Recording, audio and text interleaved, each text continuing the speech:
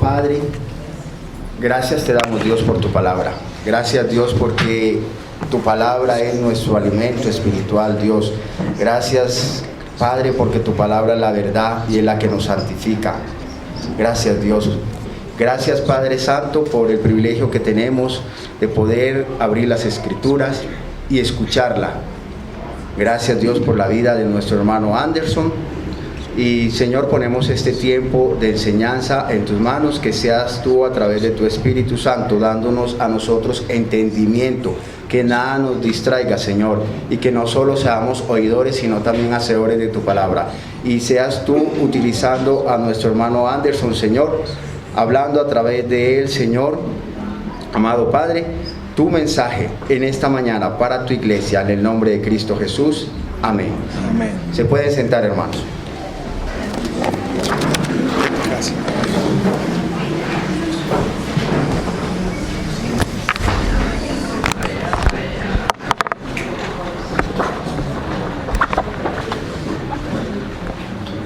Hermanos, muy buenos días.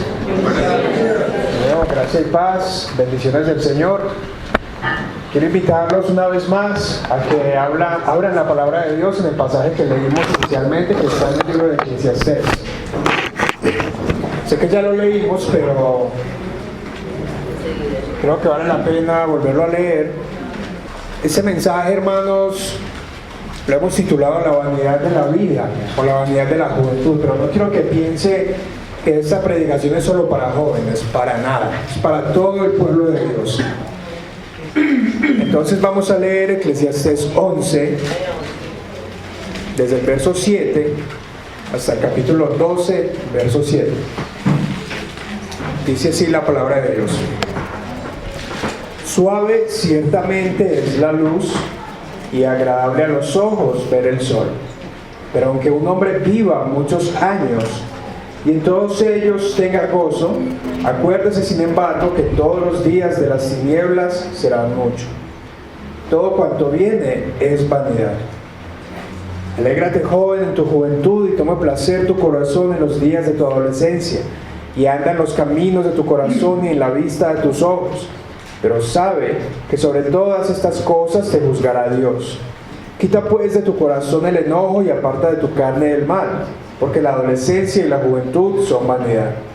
Acuérdate de tu Creador en los días de tu juventud, antes que vengan los días malos, y lleguen los años de los cuales digas: no tengo en ellos contentamiento. Antes que se oscurezca el sol y la luz, y la luna y las estrellas, y vuelvan las nubes tras la lluvia, cuando temblarán los guardas de la casa y se encorvarán los hombres fuertes, y cesarán las muelas porque han disminuido, y se oscurecerán los que miran por las ventanas, y las puertas de afuera se cerrarán por lo bajo del ruido de la muela, cuando se levantará la voz del ave y todas las hijas del canto serán abatidas, cuando también temerán de lo que es alto y habrá terrores en el camino y florecerá el almendro y la langosta será una carga y se perderá el apetito, porque el hombre va a su morada eterna y los endechadores andarán alrededor por las calles. Antes que la cadena de plata se quiebre y se rompa el cuenco de oro y el cántaro se quiebre junto a la fuente y la rueda sea rota sobre el pozo y el polvo vuelva a la tierra como era y el espíritu vuelva a Dios que lo dio.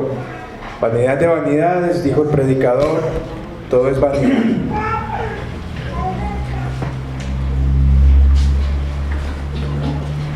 Bien, hermanos, yo estoy seguro que todos, o espero que hayan leído este pasaje de la Biblia. Y ya mencioné que vamos a hablar acerca del título de la vanidad de la vida o la vanidad de la juventud. Pero le advierto que este mensaje no es solamente para la gente joven, en absoluto. Y yo sé que algunos muchachos que no fueron a la clase de preadolescentes están acá, porque creo que es un mensaje que es impactante y que todos debemos escuchar. Y voy a comenzar con una breve ilustración. ¿Sabe usted qué le pasa al cuerpo humano después de que muere? ¿Se ha puesto a pensar qué le pasará a su cuerpo cuando muera, en el momento en que muera, con la ropa que tenga puesta, con el perfume que tenga puesto. Es interesante lo que la ciencia hoy nos permite aprender acerca de lo que le sucede a nuestro cuerpo. Y cuando le echamos un vistazo a lo que le sucede a nuestro cuerpo, minutos y horas después de que morimos, a lo mejor seríamos menos vanidosos, seríamos menos cuidadosos con él o más cuidadosos con él, y estaríamos más conscientes de lo que realmente tiene valor, de lo eterno, de lo que dura, de lo que perdura. Escuche lo siguiente: la realidad es que inmediatamente después de morir, las uñas crecen, pero en realidad no es que crezcan, sino que los músculos se relajan y termina de salir lo que estaba por crecer. Crece el cabello, de nuevo los músculos se relajan, los tendones, la sangre deja de circular, las células comienzan a morirse, el cuerpo comienza a eliminar los residuos que ya no necesita. La piel se pone pálida, se pone blanco, el cuerpo comienza a oler horrible por todos los químicos que comienza a liberar. Y adivine qué, los insectos comienzan a comer su cuerpo. El sabor en realidad no se sabe a qué sabe, pero luego te vas a poner morado y finalmente negro. Y a medida que continúa la digestión de tu cuerpo, vas a seguir transformándote. Pero le tengo una buena noticia: en el momento en que morimos, se eliminan todas nuestras arrugas. Así que, hermanos, si quiere eliminar sus arrugas,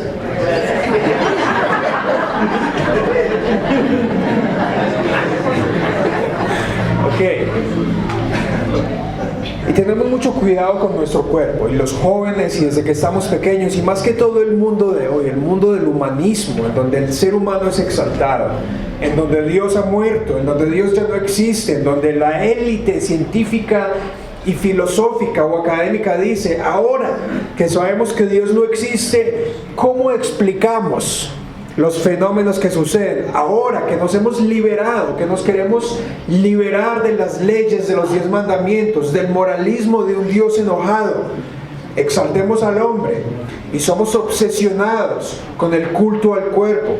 ¿Acaso no ve que cada vez hay más y más gimnasios en todos lados? ¿Acaso no ve que cada vez hay más y más productos, más proteínas para su cuerpo? Una gran variedad de lociones y cremas faciales.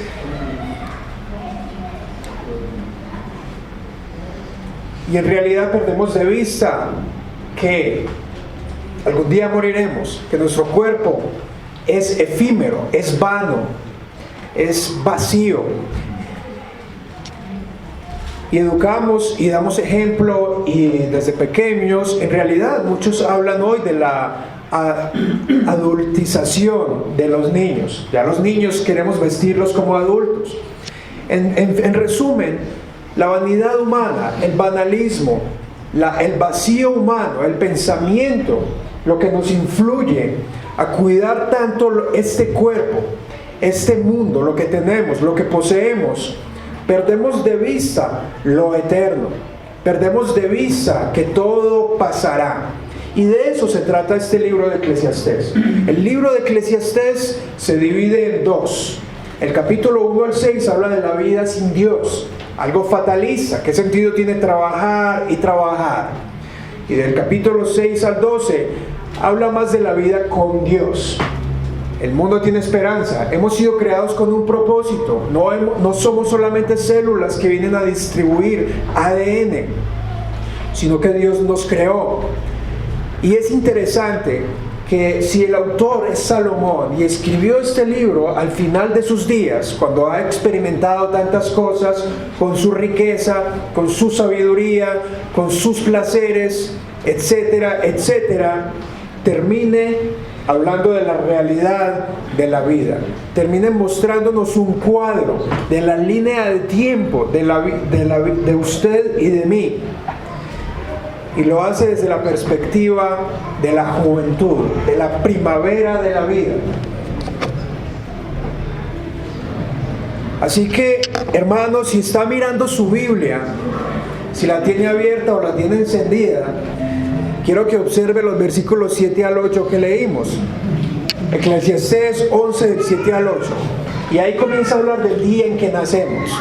El día en que nacemos. Pues dice que dulce es la luz. Dulce es la luz. ¿Y cuál es la expresión que utilizamos cuando un bebé nace? La mamá dio a luz. La mamá dio a luz. La luz en la Biblia representa la vida. La luz es la vida. En el versículo 3 de Génesis 1, el Señor es lo primero que crea. Y dijo Dios, sea la luz. Y fue la luz. ¿Para qué hizo la luz? Para revelarse, para darse a conocer, porque el mundo estaba en tinieblas. Las tinieblas estaban por encima de la superficie del océano. En el profundo del océano no se veía absolutamente nada. Y cuando Dios hace la luz, despliega lo que Él es. Se revela por primera vez a la creación como Él es. Y empieza a preparar un escenario para que el hombre pueda vivir. Sin luz no podría ver los colores y la belleza de la creación, la diversidad de los matices de las plantas, la hierba, etc. Así que la luz es la vida, dulce es la luz. Dulce es la luz. Y de hecho, en la introducción al Evangelio de Juan, el autor dice que Cristo es aquel que alumbra a todo hombre que viene al mundo. Cristo es la luz que alumbra a todo hombre que viene al mundo. ¿Y cómo lo alumbra? Dándole la vida. Todo lo que usted aprende en la vida, todo lo que usted se educa, todo lo que usted hace es la luz, la lumbre de Dios alumbrándolo por medio de Cristo. Ahora, esa luz no siempre es para salvación, pero sí le revela que Dios le da la vida, sí le da a conocer acerca del Creador. Y sigue diciendo él que es agradable ver el sol. Y es interesante porque esta expresión no está por casualidad y no es una expresión trivial ni casual, porque habla de todo el libro de la vida del hombre debajo del sol. La vida, la faena debajo del sol. Y debajo del sol es nuestra vida temporal, nuestra vida aquí en la tierra. Así que tenemos en esos versos el momento en que nacemos. Tal vez usted nació en el año 2000 o en los 90 o en los 80, 70 o 60 o 50.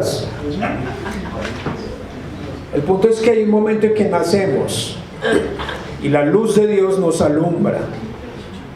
Y aún así, la vida afectada por el pecado es una vida vanidosa, es una vida vacía, es una vida que lleva a la nada, porque al final volveremos al polvo. Pero los días de las tinieblas, recuerda que estamos en esos dos versículos del 7 al 8, dice que es muy bueno vivir, qué rico la vida, qué alegría disfrutar de todo lo que tenemos, ver la luz. Y antes los bebés no abrían los ojos hasta después de un tiempo, hoy en día ya los tienen abiertos en el vientre. Qué bueno ver la luz, qué bueno poder ver, poder tener ojos para ver. Qué bueno a veces hasta tener lentes que nos mejoran la visión. Dios nos ha dado la gracia de que ahora tenemos tecnología que nos ayuda a ver mejor. Podemos conducir el carro, podemos leer, podemos estar frente al computador y no nos damos cuenta que esa es la gracia de Dios que nos muestra, que Él nos dio la vida. Pero no podemos olvidar, o mejor dicho, tenemos que recordar que aunque hayan muchos años de vida y en ellos mucho gozo y muchas alegrías, no podemos perder de vista que los días oscuros, los días de tinieblas, los días de neblina, de tormenta, son poquitos. Son muchos. Los días de las tinieblas son muchos. Y ese es un tema que Dios no nos esconde en la Biblia. Dios no nos ilusiona con pequeños dulcecitos diciéndonos que todo estará bien, que tendremos éxito, que seremos unos campeones, que triunfaremos en absolutamente todo, que si confesamos los sueños que queremos los lograremos. Dios no nos miente y nos habla, mejor dicho, de la realidad de un mundo caído. Y el primer salmo que se escribió en la Biblia, el salmo número 90. Y no me pregunte por qué el 90 y fue el primero, pero fue el primero que se escribió y dice: nuestros años se van como un pensamiento. ¿Cuánto se demora usted en tener un pensamiento? ¿Un segundo o menos de un segundo? ¿Cuántos pensamientos tiene usted en el día? Como 70,000 en un día. Los años se van como un pensamiento. También el poeta, el libro poético de Job dice, el hombre que es nacido de mujer, porque los hombres nacen de mujeres, no de hombres, obvio, pero hoy hay que aclarar hoy en día, dada la situación. El hombre nacido de mujer, corto de días, corto y harto de sinsabores. Corto de día y harto de sinsabores. Y hay un personaje que exclamó esa misma expresión. Jacob, el nieto de Abraham, cuando fue a Egipto, el faraón le preguntó, cuéntame de ti, Jacob, tienes un hijo tremendo, te felicito. Y Jacob le responde, tengo 130 años, corticos, pocos y malos. Qué deprimente, qué fatalista, o mejor que realista. Son los efectos del pecado en la vida humana, que nos han traído una vida corta, que se va como un pensamiento, pero con muchas tinieblas, con mucha tribulación, con muchos sinsabores, pero también con muchas alegrías y con muchos gozos. Ahora tenemos ahí entonces el momento en que nacimos, el momento en que nacimos. Y qué bendición haber nacido, haber traído alegría. Y ahí está la introducción a el resto de lo que él va a decir. Ahora tenemos los versos 9 y 10. Y recuerde que el Espíritu Santo no inspiró los capítulos ni los versículos. Así que olvídese del orden que hay ahí. En los siguientes versículos habla de los días en que crecemos. Ya nacimos, ahora empezamos a crecer. Alégrate, joven. Y hay unas palabras claves. Nuestra traducción dice joven, juventud y adolescencia. ¿Serán lo mismo? No son lo mismo. Cada una de esas palabras quiere hacer énfasis en algo diferente. En realidad, para los judíos en la Biblia, un joven comenzaba a ser joven a partir de los 8 a los 12 años aproximadamente. En realidad, la adolescencia en la Biblia no la tenemos. La adolescencia es un concepto moderno que significa que carece de, adolece de, carece de madurez, carece de conocimiento. Y en ocasiones se ha usado para excusar el comportamiento de los jóvenes. Es que el joven es un adolescente y así se comporta y hay que tenerles paciencia. Pero en realidad habla de varias etapas de crecimiento. Somos infantes, somos niños, somos jóvenes y somos adultos. La adolescencia en realidad en esta traducción es la primavera de la vida, los inicios de la vida. ¿Cuándo comienza el día? 5 de la mañana, 6 de la mañana, ahí empieza el día. Esa es la primavera de la vida. La juventud, la niñez, empieza a primar en la vida, a comenzar. Y por eso dice que la juventud y la adolescencia tienen algo interesante. Dice que quita de tu carne el enojo. Deja el enojo y quita de tu carne el mal. ¿Será que los jóvenes se enojan? Y hay que tenerles paciencia porque están teniendo cambios en su cuerpo, ¿cierto? Hay que comprender. Pero es una realidad. Se enojan y tienen mal en la carne. Es la tentación. El pecado comienza a aprovecharse de los cambios hormonales y de los cambios diversos que hombres y mujeres tenemos. Y comienza una gran batalla. Esa es la primavera de la vida y es vanidad. Hasta este momento, el autor de este pasaje bíblico nos está introduciendo una realidad y nos está dando la respuesta a lo que continúa. Ya nos está diciendo qué es lo que va a pasar en los versículos que siguen. Y nos está diciendo, les voy a hablar de la vanidad de la vida. Les estoy dando un cuadro general de por qué nacemos, crecemos, tenemos alegrías, tenemos problemas, tenemos tribulaciones, tenemos sinsabores, y les voy a decir por qué.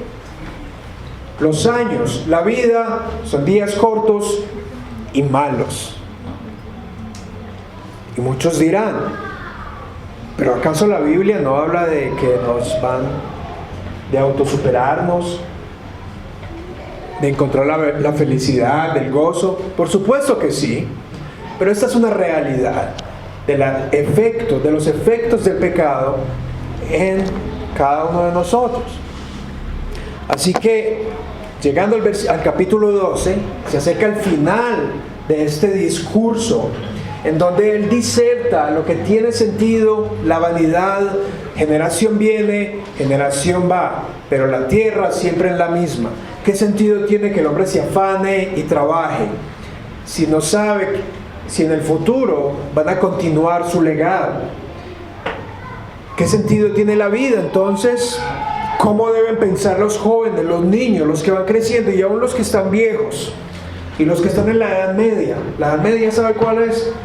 Entre los 30 adelante, que ya han hecho algo, cuestionan lo que han hecho y quieren seguirse proyectando. No importa la edad que tenemos, el llamado a recordar es para todos. Acuérdate. Acá dice joven porque el énfasis es que el joven del pueblo de Dios comprenda la realidad de la vida y se acuerde del Creador de una forma muy particular. Es un llamado entonces a recordar que Él es el Creador, que hay un Creador. ¿Acaso no son los jóvenes los que casi siempre comienzan a rechazar la existencia de Dios? Que comienzan a ser los reyes de su vida, a crear sus propias normas, a vivir bajo sus propias reglas, bajo su propia conveniencia, con toda la energía, pensando que la energía jamás se va a agotar, trasnochando hasta las 3, 4 de la mañana y se levantan como si nada sucediera a las 6 de la mañana. Muchos lo hacíamos. Pero recordar que Dios es el creador del universo es reconocer que Dios es el dueño suyo, de sus años, de su vida, de sus recursos, de sus pensamientos, de sus talentos, de sus capacidades, de sus sueños, de sus anhelos, etc. Recordar al Creador es comenzar a vivir desde ese punto de partida. Es muy diferente cuando uno se pregunta, ¿qué quiero hacer en la vida?, a preguntarse, Señor, ¿qué quieres hacer de mí en esta vida? A decir, quiero lograr tal o tal cosa. Señor, muéstrame qué capacidades me has dado y cómo puedo glorificarte. Eso es acordarse del Creador. Acordarse del Creador también es honrar y tener felices a sus padres. ¿Por qué? Porque Dios es la causa primaria que ha creado todo el universo y a cada ser humano, pero viene por medio de los padres. Así que acordarse de los padres es acordarse del Creador. Escucha lo que dice de nuevo Job. Y es interesante que Eclesiastés arrastra muchas expresiones poéticas de allá, porque él dice, acuérdate de engrandecer la obra de Dios, la cual contemplan los hombres. ¿Cuál es la obra de Dios? Es la creación, es el gran diseño del universo, es el origen del bien y del mal, es el que le ha dado propósito de vida al hombre, al ser humano. Es el que le ha dado un propósito para que domine la tierra, no para que sea dominado por ella. Engrandecer la obra de Dios es acordarse del Creador, reconocer que su cuerpo y que su vida es de Él. Pero eso no es lo que el mundo hace. El mundo hace completamente lo opuesto. Así como Proverbios dice que la necedad está atada al corazón del muchacho, dice el Salmo, dijo el necio en su corazón, no hay Dios.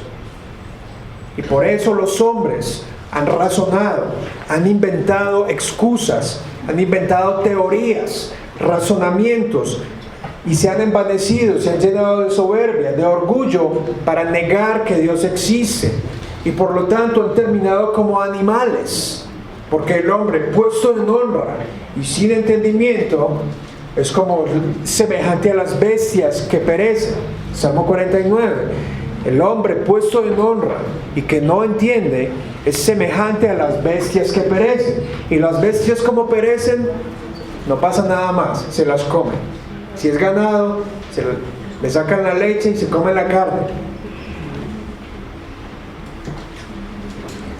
Y los hombres se han olvidado de Dios. Esa es la primera forma en que nuestra sociedad, nuestra vida, nuestra juventud y nuestra niñez es destruida. Olvidarse de que Dios es el creador y comenzar a pensar de que nos creamos a nosotros mismos, de que somos el producto de la casualidad, de cuando morimos eso es todo lo que existe. Pero no es así, y por eso hay muchos filósofos y profesores y personas y amigos y padres que son nadaístas. Venimos de la nada y vamos para la nada, así que no hagamos nada, porque al fin y al cabo nada tiene sentido. Pero pregúntele ahora a los animales, pregúntele a la creación. ¿Y qué animal, qué pajarito que canta en la mañana? El sol, la luna, las estrellas. ¿Será que alguno de ellos no entiende que el Señor lo hizo? La creación nos habla, reconociendo que la creación viene de Dios. Y por eso sabemos que el sol saldrá mañana, porque todo es predecible, porque sabemos que está ahí, porque obedecen a las leyes que Dios ha puesto en el universo. Eso se encuentra en el libro de Job. Pregunta ahora a las bestias y te enseñarán, a las aves y te mostrarán, y a los peces te declararán. Cada elemento de la creación nos habla de un creador omnipotente. ¿Por qué omnipotente? También porque es eterno, es porque está antes de nosotros y está después de nosotros. Y si Él nos creó, significa que nos juzgará. Por eso dice, tenga claro, disfrute, pásela bien, gócela, sóyesela, pero tenga claro que sobre todo lo juzgará Dios. Ahora, hermanos, pasemos al versículo, aún estamos en el versículo 12, 1:12, son los días malos. ¿Cuáles serán los días malos? La vejez, con enfermedad, con pobreza, pero por si fuera poco, con una conciencia pesada, una conciencia que hace incapaces a los viejos de reconocer a Cristo y de hacer el bien. Están tan cansados, tan agotados de todo lo que han hecho en la vida, de todo lo que dejaron de hacer, de sus errores, que están abrumados, sin el perdón de Dios, incapaces de tener satisfacción y contentamiento. Esos son los días malos. Los días malos cuando no hay energía, lo cual vamos a ver dentro de unos segundos. Escuchen lo que dice la Biblia acerca de Abraham. Dice, Abraham murió en buena vejez y lleno de días, es decir, con buena conciencia. Hermanos, porque la vida misma es una tragedia. ¿Acaso muchos de ustedes no han llegado a decir, uy, no tengamos más hijos? ¿Qué traeremos más hijos a este mundo tan horrible? Es una tragedia este mundo. Ya ni se sabe en quién confiar. Tenemos una paranoia de tener todo con candado, todos nuestros automóviles con alarma, todas cámaras por todos lados. ¿Quién va a querer venir a un mundo así? Se van a acabar los recursos naturales. Pero esos son los años que algún día llegarán de debilidad, sin contentamiento, sin alegría. Por eso, desde el versículo 2 hasta el 7, en realidad, tenemos la realidad, la verdad acerca de los días malos. Y vamos a explorar un poco acerca de esos días malos. Versículo 2. Tenemos ahí entonces el comienzo. Ya hemos visto, ya el predicador, el Eclesiastés, el autor, Salomón y el Espíritu Santo nos han dicho, tenemos un momento de nacer. Dios alumbra a todo hombre que vive. acuérdese del Creador. Gócese y acuérdese que habrán días malos.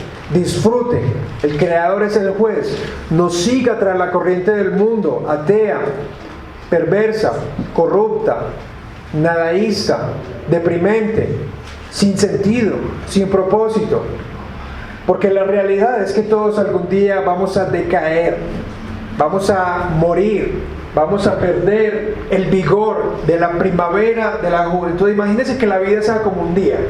Comienza en la mañana, hay una frescura, sale el sol, hay un aire agradable. Esa es la primavera de la mañana, la juventud.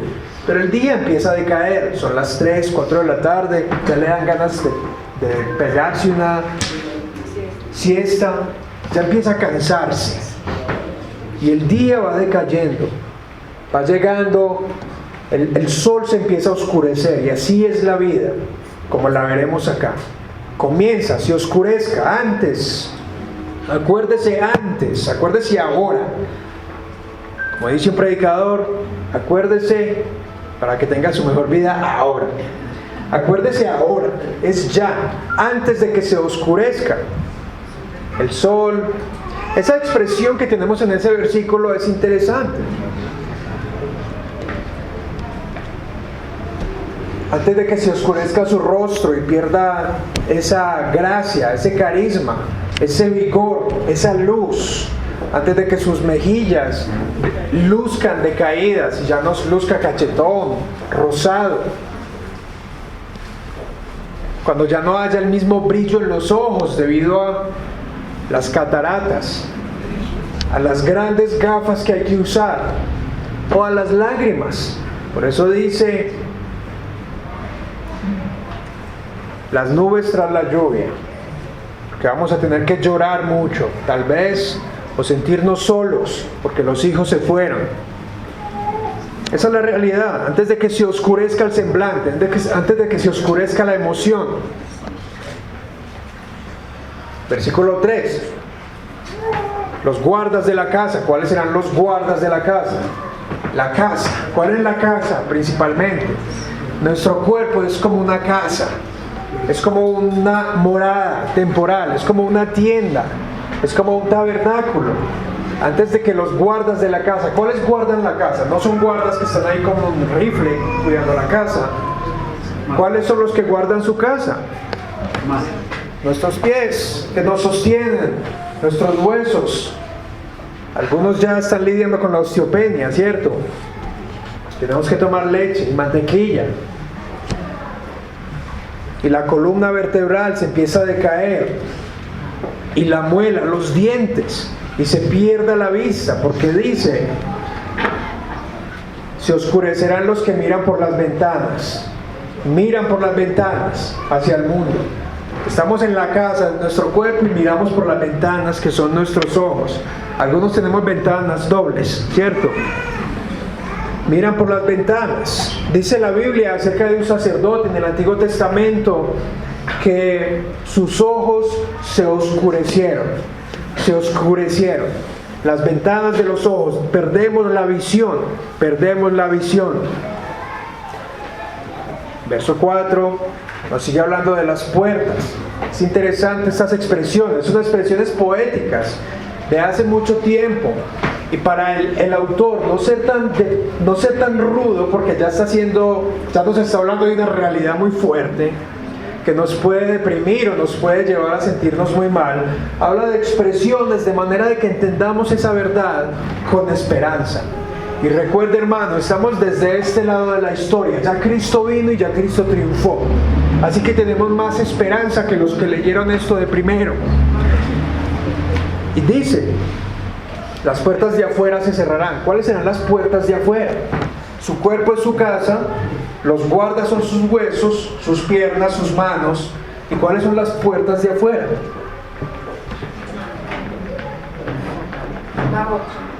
Las puertas de nuestros labios se empiezan a cerrar, ¿cierto? Y empezamos a hablar diferente. ¿Por qué?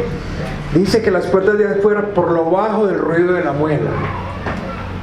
No sé si se cepilla, hermano, porque las muelas se acaban. perdemos los dientes y se nos cierran los labios, se nos cierra la ventana de nuestros labios, porque ya la muela no mastica fuerte,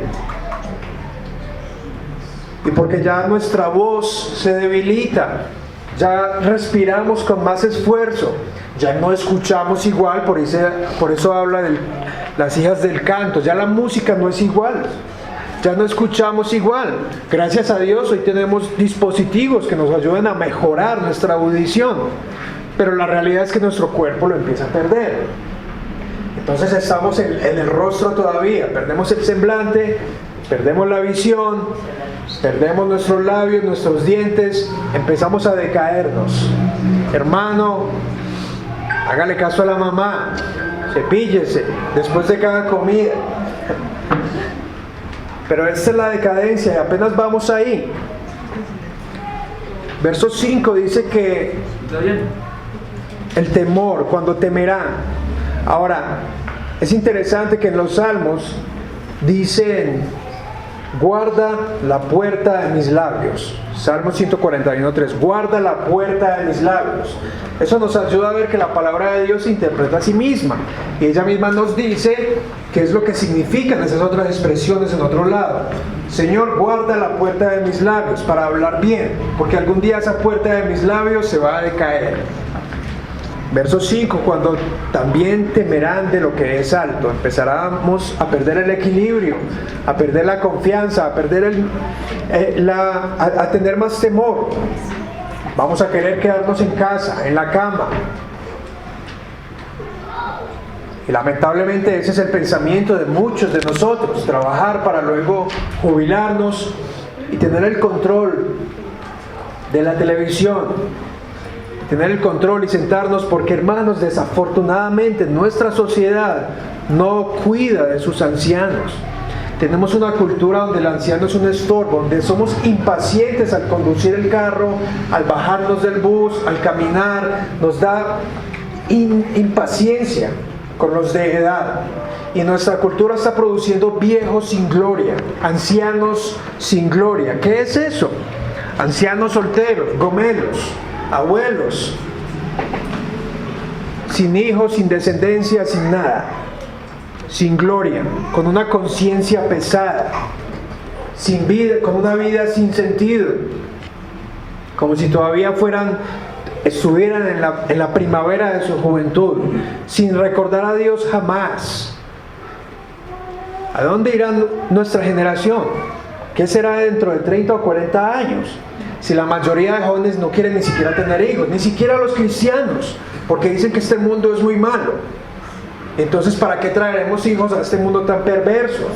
Pero ¿qué nos diría Noé acerca de eso? Si el mundo estaba horrible y solo él y su familia se salvó, y aún así tuvo hijos, y gracias a él estamos acá. Gracias a los hijos de los santos se preserva la sal en este mundo, en esta tierra. Hoy en día nuestra sociedad no los cultiva, y en la ley, en la palabra de Dios, en la ley nos dice: delante del hombre de canas te levantarás. La Biblia nos lleva a respetar a los viejos. Respete a los ancianos, a los que tienen mayor edad, porque tanto el que ha vivido más como el que ha vivido menos, ambos han de acordarse del Creador. O sea que empecemos a vivir, o sea que estemos terminando, recordar al Creador, reconocer que Él es antes de nosotros y estará después de nosotros. Sigue diciendo: florecerá el almendro. ¿Cuál será el almendro? El almendro. Nuestro cabello empieza a cambiar. Exacto. A tener canas o a no tener nada, ¿cierto? Se le caen las hojas, dicen por acá. Y la langosta. ¿Qué será esa expresión de la langosta? En el versículo 5 dice: y la langosta será una carga. La langosta. ¿Qué es una langosta? Es un animal que se consume todo, ¿cierto? Come, come, come. La langosta será una carga. Bueno, hay varias interpretaciones, pero Hay otra expresión, hay otra traducción que dice la alcaparra. ¿Qué es una alcaparra? Es algo que se come, ¿cierto? Así que se perderá el apetito sexual. Ya no habrá deseos, ya no habrá ímpetu. Las cosas, nuestro cuerpo, a ciertas partes de nuestro cuerpo se volverán una carga. Empezarán a pesar más. Y esa es la realidad, se perderá el apetito sexual, ya no habrá ímpetu, ya no habrán deseos de emprender nada, porque ya para qué, somos viejos. Y en Colombia ni nos contratan con 40. Pero no se lleve esa base. Dios es el dueño de todo y provee. Él es el que provee. En ocasiones, lo más pesado es la conciencia. Una conciencia callosa, como si fuera un callo, que jamás se ha acordado del Creador. Le envían la palabra de Dios, la conciencia le envía las alarmas: acuérdate de Dios, eso está mal, haz el bien, acuérdate de Él, mira a Cristo, Él es la verdad. Y no cree, y no cree, y no cree, y se convierte en un callo, como si le pusiera una plancha y quemara una prenda de vestir. Ya no siente absolutamente nada, pero sigue pesando. La culpa, sea que crea en Dios o no, habrá un sentimiento de culpa. Y por esa razón, entonces, se acerca el fin, porque el hombre va a su morada eterna. Y llegó la hora del funeral. Llegó la hora del funeral, su morada eterna. Y los endechadores andarán alrededor por las calles, van con el féretro. En aquel tiempo contrataban mujeres para que lloraran. ¿Se imagina eso? ¿Le gustaría ese servicio? Los que quieran emprender, ¿qué piensan de esa idea?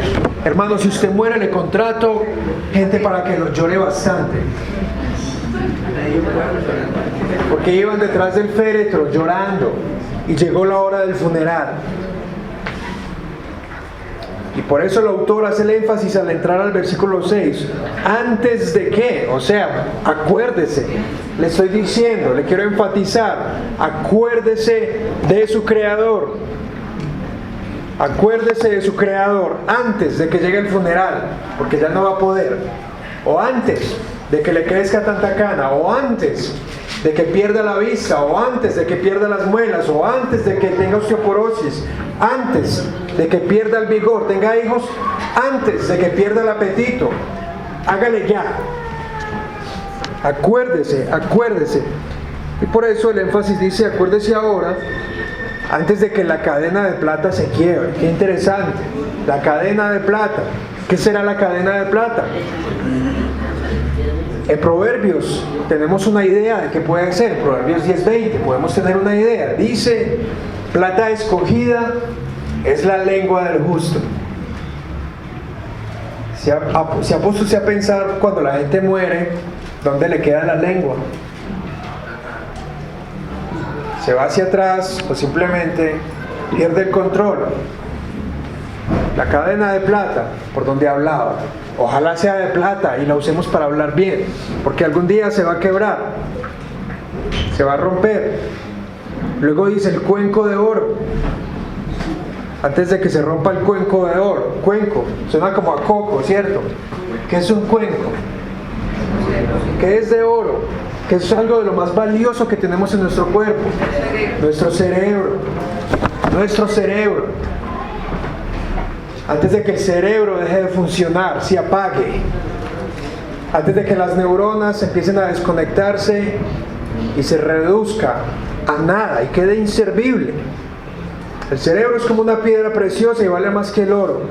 Ahí se pudieron haber concebido bellos pensamientos, cultivar los más duraderos recuerdos, o se pudieron maquinar los más terribles pecados. Pero algún día se va a apagar, va a dejar de funcionar. Y luego sigue diciendo, recuerde, ya parece ser que el autor bajó desde aquí y va bajando. Ya dejó la cabeza quieta, ya habló de los ojos, habló de los oídos, de los labios, del cerebro, y ahora habla del cántaro. ¿Cuál es el cántaro? ¿Qué es un cántaro? Imagine una regadera, no es el estómago, una regadera. ¿Qué es un cántaro? Dice Proverbios 4: dame, hijo mío, tu corazón, porque de él mana como una fuente, o fluyen las fuentes de la vida, the springs of life, las fuentes de la vida, mana. El corazón, hermanos, antes de que el cántaro se quiebre junto a la fuente y la rueda sea rota sobre el pozo. Es una expresión tremenda, porque está diciendo, el sistema circulatorio se va a acabar, ya no van a haber vías para tanta sangre, se va a desconectar el corazón, se va a apagar el pulso y se va a apagar, a dormir para siempre, inservible su cuerpo. La rueda, el sistema circular, ya no habrá vida. ¿Y cuál será el pozo? Hermanos, vamos a terminar en un pozo, si es que tenemos con qué pagar los metros. En un pozo, sobre el pozo. Y en ese momento el polvo vuelve a la tierra, como Dios lo aseguró, como consecuencia del pecado. Esta es la terrible consecuencia del pecado, y esta es la preocupación del autor. Joven, adulto, hermano, anciano mayor, adulto mayor, acuérdese de su Creador, porque cuando el hombre pecó, el Señor le dijo: con el sudor de tu frente trabajarás, comerás y volverás al polvo, porque del polvo fuiste tomado. Dios no nos creó para morir. Dios nos creó para conquistar todo el planeta, salir desde el jardín y conquistar el planeta, crear un reino donde Él viviera para siempre, multiplicarnos, dominar, ser sus hijos, ser sus amigos, ser su tesoro más especial. Pero nuestra rebelión causó que muriéramos. Y si usted dice: pero yo no, al fin y al cabo el que lo hizo fue Adán. Bueno, hermano, entonces usted ¿por qué peca? Porque Él nos representó al inicio de la creación, y como nos representó, todos nacemos con ese pecado original. Y por eso todo hombre que nace ya merece la muerte, porque la paga del pecado es la muerte, pero el regalo gratuito de Dios en Cristo Jesús es la vida eterna. Y el Salmo 93 de nuevo nos dice que el Señor lleva al polvo a los hombres y les dice: conviértanse en hijos de los hombres. La muerte es una consecuencia, volver al polvo, volver a lo más humillante. Entonces, ¿qué hacemos, hermano? Si esto es todo lo que podemos aprender,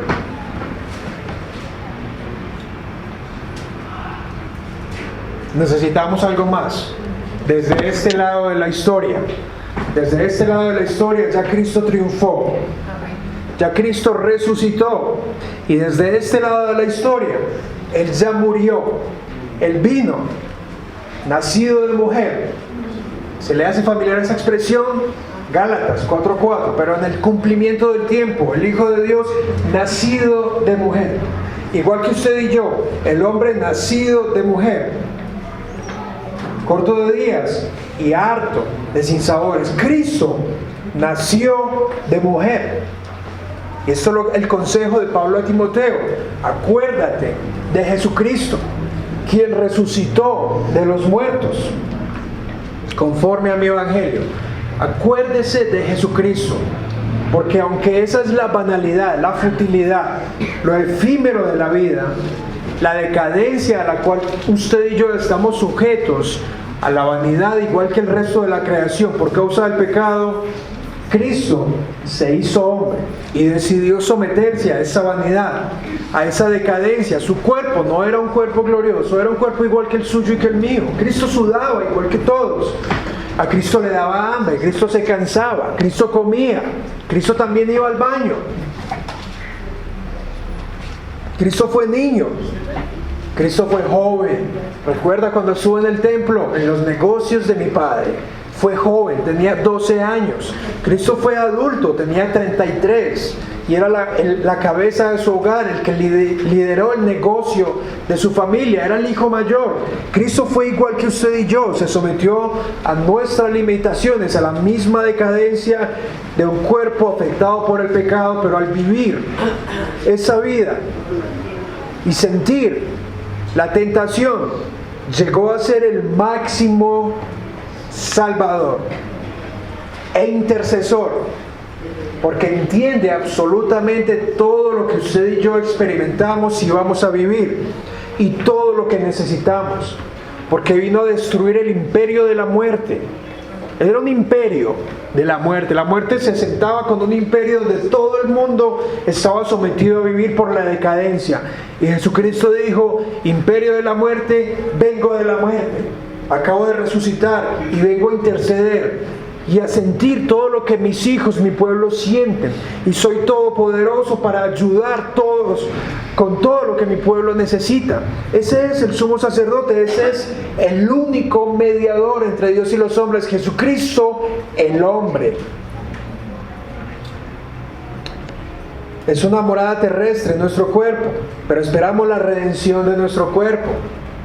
Porque una gloria es la del sol, la de la luna, la de las estrellas. Los animales tienen un cuerpo y nosotros esperamos que nuestro cuerpo sea reclamado, sea redimido, sea transformado. Esa es la esperanza. Sea que usted esté joven, esté adulto o esté viejo, su cuerpo será transformado. Va a tener un cuerpo nuevecito.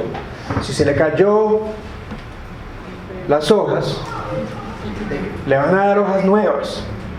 Hermano, va a ser perfecto.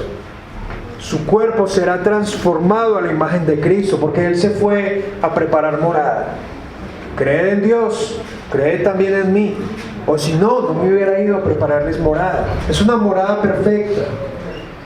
Y resucitaremos en un cuerpo espiritual. En la antigüedad, el pueblo de Dios, si usted lee la Biblia, el libro de los Reyes, las Crónicas, la historia de José, de Abraham, de todos ellos, hay una característica que se repite, y es que dice que durmieron, fue sepultado con sus padres. Es más, los huesos de José los llevaron hasta la tierra prometida porque él esperaba el día de la resurrección. Los paganos en el Antiguo Testamento eran los únicos que cremaban su cuerpo. Ahora no voy a entrar ahí, pero el punto es que tenían una esperanza de la resurrección. Y eso nos debe llevar a nosotros a cuidar el cuerpo como una mayordomía, una administración. ¿Cómo administramos nuestro cuerpo? Lejos de descuidarlo y lejos de la vanidad, ¿cómo lo miramos como una mayordomía de parte de Dios? Dios nos ha dado algunos elementos para lucir bellos, bonitos. Hoy muchos de nosotros estamos bonitos, ¿cierto? Pero el cuerpo es una mayordomía, y aunque está enfermo, está inyectado con el veneno del pecado, debemos cuidarlo, porque el Espíritu Santo mora dentro de nosotros. Tal vez usted tenga que examinar qué dieta tiene, cómo debe mejorar. No descuide su cuerpo, porque de esa manera vivirá para la gloria de Dios. Hoy, acordándose del Creador, con la esperanza, con el anhelo, con la certeza de que Él transformará su cuerpo, transformará su vida por completo y resucitará. Hermanos, podemos llegar a tener tal esperanza, de estar por encima del miedo a la muerte. ¿Siente usted miedo de la muerte a veces? Podemos llegar a estar en un punto de por encima del temor a la muerte. Y si llega la muerte, que sea el mejor día de nuestra vida. Pero a veces si tenemos temor a la muerte es porque tenemos que examinar hábitos, pecados en nuestro corazón, en nuestra vida, que nos quita y nos roba el gozo y el regocijo que hemos de tener en Cristo Jesús. Y aunque todo es vanidad y estamos sujetos a vanidad, Cristo ha redimido el plan de Dios para todos nosotros. Así que, hermanos, en resumen, la vida es dulce y llena de sinsabores. Pero alégrate en los deseos de tu corazón sin enojarte y sin que el mal domine sobre tu carne. Por lo tanto, acuérdate de tu Creador, desde tu niñez, adolescencia, juventud y edad más avanzada, antes que sea demasiado tarde y la vejez llegue, porque llegará. Pero cuando ésta llegue y no veas bien, ni escuches bien, ni duermas poco y te despierte cualquier ruido, y estés más canoso y tengas más miedo y susto y todo te duela, acuérdate de Jesucristo, quien es el único que resucitó entre los muertos, es joven para siempre y vive día y noche para interceder por nosotros, sintiendo lo que sentimos y demostrando su poder diariamente para suplir nuestras necesidades, y con toda seguridad y sin duda alguna volverá a nosotros. Y si usted tiene esa esperanza cuando esté viejo, compártasela a sus hijos y nietos. Incline su cabeza y vamos a orar. Señor, gracias por habernos creado.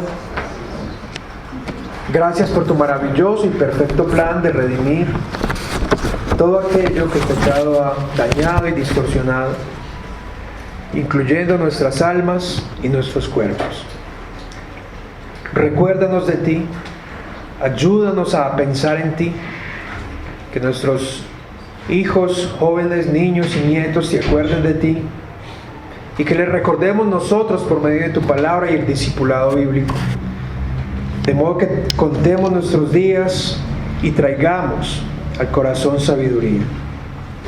En Cristo Jesús oramos a ti, Señor, nuestro consuelo, nuestro Rey eterno, que vive por los siglos de los siglos. Amén. Hermano, el Señor lo siga bendiciendo.